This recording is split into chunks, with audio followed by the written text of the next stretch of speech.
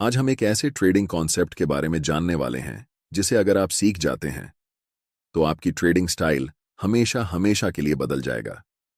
Technical analysis के जन्मदाता Charles डॉ ने ईयर 1900 में एक थ्योरी दिया था, डॉ थ्योरी, जिससे लोग एक्चुअली मार्केट को प्रिडिक्ट कर सकते थे कि आगे क्या होने वाला है। भले ही आज के यूट्यूब ट्रेडिंग चैनल इस बारे में बात ना करती हो, लेकिन आज भी यह स्ट्रेटजी उतनी ही कामयाब है जीतने की 100 साल पहले थी।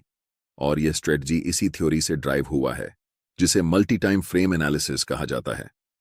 इस वीडियो में मैं आपको समझाऊंगा कि कैसे आप हायर टाइम फ्रेम से लेकर लोअर टाइम फ्रेम तक चार्ट्स का एनालिसिस कर सकते हैं और अपने ट्रेडिंग डिसीजन को बेहतर बना सकते हैं। तो सबसे पहले समझते हैं कि मल्टी टाइम फ्रेम एनालिसिस होता क्या है।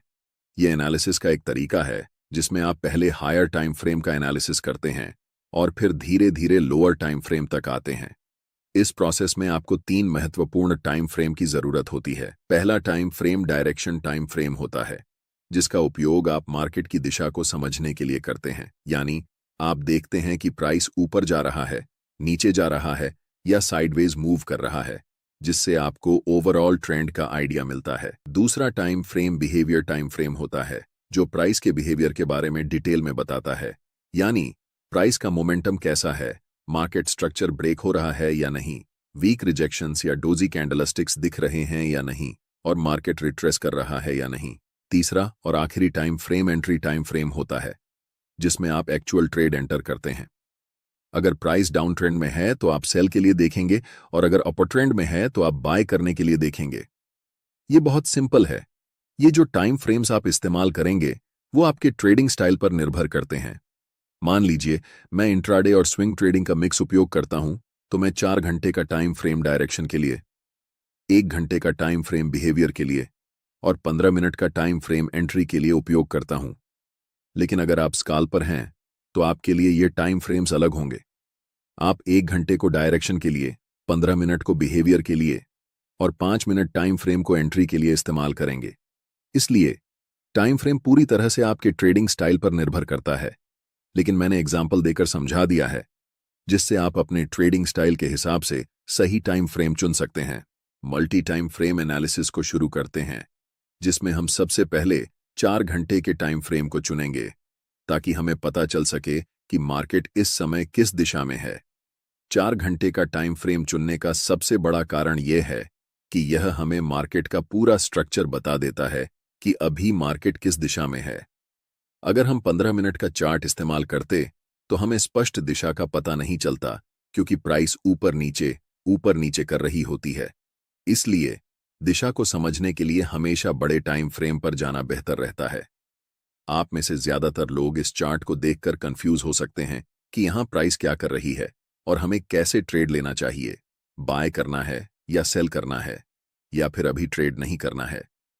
लेकिन यह गलत तरीका है चार्ट्स को देखने का, क्योंकि हम एक इंट्राडे या स्विंग ट्रेडर हैं। हमें बहुत पुराने चार्ट्स को नहीं देखना चाहिए। हमें यह ऑब्जर्व करना है कि हाल के समय में मार्केट की प्राइस कैसे बिहेव कर रही है। अगर हम ऐसा करने लगें तो हमारे चार्ट्स पर बहुत सारे सपोर्ट और रेजिस्टेंस लाइंस बन जाएंगी, जिससे आपका चार्ट बहुत जटिल हो जाएगा और आप ट्रेडिंग डिसीजन नहीं ले पाएंगे। सोचिए, अगर आपके चार्ट्स पर इतनी सारी लाइंस हों तो आप कैसे समझेंगे कि इस समय प्राइस क्या कर रही है। 4 घंटे के टाइम फ्रेम में हमारा चार्ट बिल्कुल स्ट्रॉन्ग अपर ट्रेंड में दिखाई दे रहा है और इस समय प्राइस कंसोलिडेशन कर रही है। इस कंसोलिडेशन जोन का सबसे पहले हम हाई मार्क करेंगे और फिर कंसोलिडेशन जोन का लो मार्क करेंगे। चार्ट्स पर इन दोनों लाइंस को बनाकर हम वेट करेंगे। सबसे पहले हम मार्केट को डिसाइड करने देंगे कि उसे किस दिशा में जाना है। इस समय मार्केट दोनों तरफ जा सकती है, या तो अपना ट्रेंड कंटिन्यू कर सकती है या फिर यहां से रिवर्स डाउन कर सकती है। अगर मैं इस समय लाइव ट्रेड में होता तो मैं पहले 4 घंटे के टाइम फ्रेम में कैंडलस्टिक को इन दोनों लाइंस के बाहर क्लोज होने का इंतजार करता। तभी हम डिसाइड करते कि हमें बाय करना है या सेल। अगले कुछ कैंडल्स में प्राइस लोअर लो के नीचे कैंडल क्लोज करती है।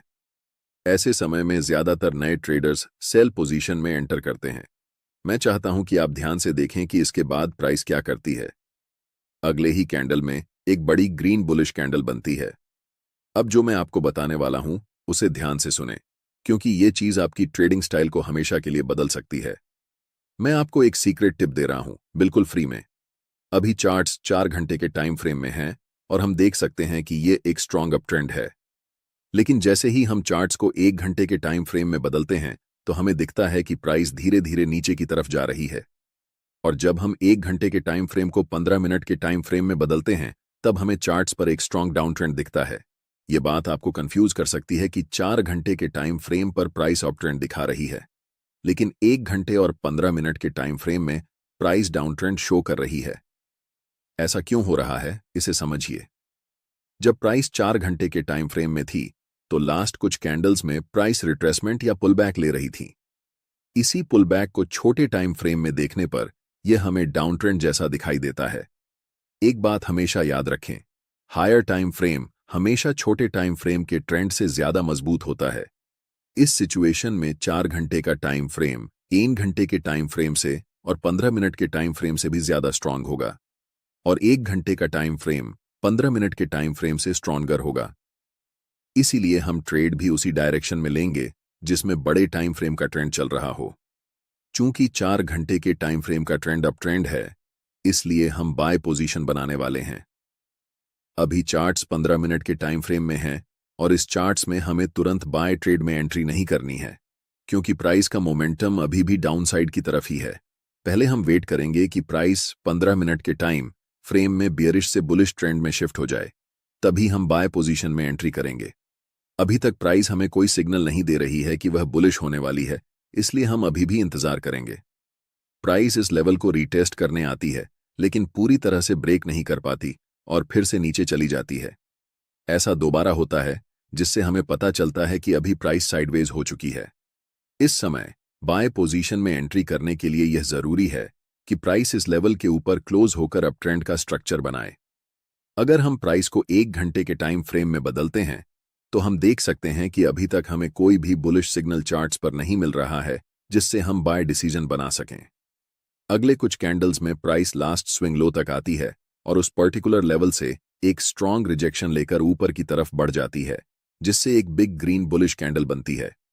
प्राइस ने ट्रेंड लाइन को ब्रेक कर दिया है, लेकिन हमें 1 घंटे के टाइम फ्रेम पर ट्रेड एंट्री नहीं करनी है, इसलिए हम अपने चार्ट्स को 15 मिनट के टाइम फ्रेम में बदल रहे हैं। अब हम कह सकते हैं कि मोमेंटम डाउन ट्रेंड से अप ट्रेंड में शिफ्ट हो चुका है और इस समय 15 मिनट के टाइम फ्रेम में मोमेंटम अप है, 1 घंटे के टाइम फ्रेम में मोमेंटम अप है और आखिरकार 4 घंटे के टाइम फ्रेम में भी मोमेंटम अप है। जब इन तीनों टाइम फ्रेम में मोमेंटम एक ही दिशा में होता है, तब समझो कि आपका सेटअप बनकर तैयार हो चुका है और यह किसी जादू से कम नहीं है। हमेशा याद रखें, कभी भी जल्दबाजी में ट्रेड नहीं करना चाहिए। हमें तब तक इंतजार करना चाहिए जब तक तीनों टाइम फ्रेम में प्राइस एक ही दिशा में न हो जाए। अब यहां हम बाय पोजीशन में ट्रेड में एंट्री करते हैं, ठीक इस ज्वाइंट ग्रीन कैंडल की क्लोजिंग पर, जिसमें हमारा स्टॉप लॉस ट्रेंड लाइन के थोड़े नीचे होगा। इस ट्रेड में हमारा टारगेट लेवल 4 घंटे के टाइम फ्रेम का स्विंग हाई होने वाला है, क्योंकि प्राइस ने इसी लेवल से डाउन ट्रेंड की ओर शिफ्ट होना शुरू किया था। इसे आप सप्लाई जोन या रेजिस्टेंस एरिया भी कह सकते हैं। अगर आप टारगेट सेट करने में कंफ्यूज हो रहे हैं तो मैं आपको एक टिप देता हूं। ट्रेड में एंट्री करने से पहले आपको चार्ट्स के लेफ्ट साइड पर ध्यान देना चाहिए और देखना चाहिए कि स्विंग कौन कौन से लेवल पर हैं। जैसे कि लास्ट टाइम ये एक स्विंग हाई है और इससे पहले ये एक स्विंग हाई है, तो हम इस समय 2 टारगेट रख सकते हैं। लेकिन क्योंकि बड़े टाइम फ्रेम में ट्रेंड स्ट्रांग है, इसलिए स्विंग हाई को टारगेट रखना ज्यादा सही रहेगा। और देखो, प्राइस बिना समय बर्बाद किए ऊपर चला गया। अब मैं आपको एक और तरीका बताता हूं कि और अगर आप यहां बाय पोजीशन में ट्रेड एंट्री करते हैं तो आपका स्टॉप लॉस काफी नीचे होना पड़ेगा, जिससे आपका रिस्क रिवॉर्ड रेशियो खराब हो जाएगा। इसलिए हमें तुरंत ट्रेड में एंट्री नहीं करनी है, बल्कि प्राइस को पहले रिट्रेस होने देना चाहिए इस लेवल तक। प्राइस रेड कैंडल बनाते हुए नीचे आती है और इस लेवल को टच करती है, लेकिन आप तुरंत यहां पर एंट्री नहीं ले सकते। अगर आप यहां एंट्री लेते हैं तो आप बस अनुमान लगा रहे हैं कि प्राइस ऊपर जाएगा, लेकिन प्राइस बहुत अनिश्चित होता है। चाहे कितना भी महत्वपूर्ण लेवल क्यों ना हो, वह कभी भी ब्रेक हो सकता है या फिर उस लेवल को रिस्पेक्ट नहीं कर सकता है। इसलिए हम इंतजार करते हैं कि मार्केट पहले कंफर्म हो जाए कि वह किस दिशा में जाने वाली है, उसके बाद ही हम ट्रेड में एंट्री करेंगे। आप अगर अपनी इच्छा के अनुसार ट्रेड करेंगे तो यह एक खतरनाक तरीका हो सकता है। कभी भी मार्केट में सरवाइव नहीं कर सकते हैं, चाहे आपके पास कितना भी कैपिटल क्यों ना हो। अधिकतम 1 सप्ताह लगेगा और आपका कैपिटल डूब जाएगा। इसलिए हमेशा कंफर्मेशन का वेट करना चाहिए। अब प्राइस को 15 मिनट के टाइम फ्रेम पर शिफ्ट करते हैं। अगर आप देख रहे हैं कि प्राइस अभी भी डाउन ट्रेंड में है, तो हमें कुछ नहीं करना चाहिए। जब तक हमें इस लेवल के ऊपर एक स्ट्रॉन्ग ग्रीन कैंडल के साथ प्राइस क्लोज नहीं कर जाती, तब तक इंतजार करना जरूरी है।